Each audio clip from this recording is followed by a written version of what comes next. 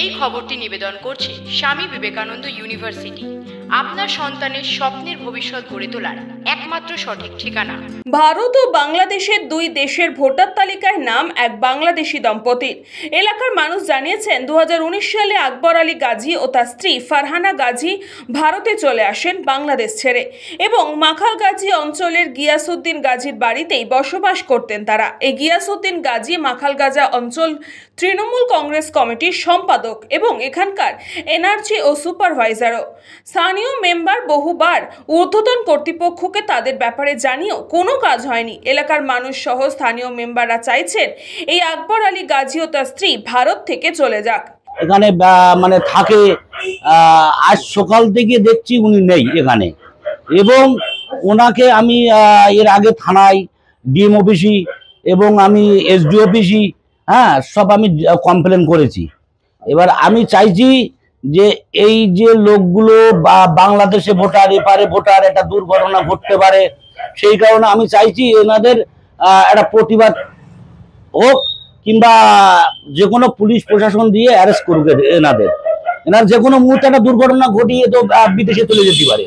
এখানে যাতে এই দুর্ঘটনা না ঘটে, বাংলাদেশি লোক হিসেবে এনাকে নিয়ে এমার্জেন্সি একটা ব্যবস্থা নেওয়া হোক।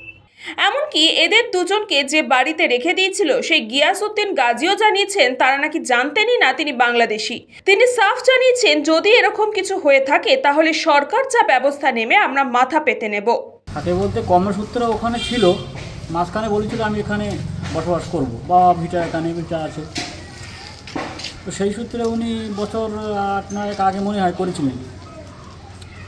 আচ্ছা, তো উনি এখন এসেছিলেন, মাঝখানে চলে গিয়েছে, তো এখানে হয়তো থাকবে না, এরকম একটা ইঙ্গিত পাওয়া গিয়েছে।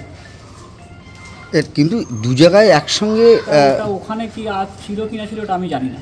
এই খবর চাউর হতে এলাকা থেকে পালিয়েছে ওই স্বামী স্ত্রী।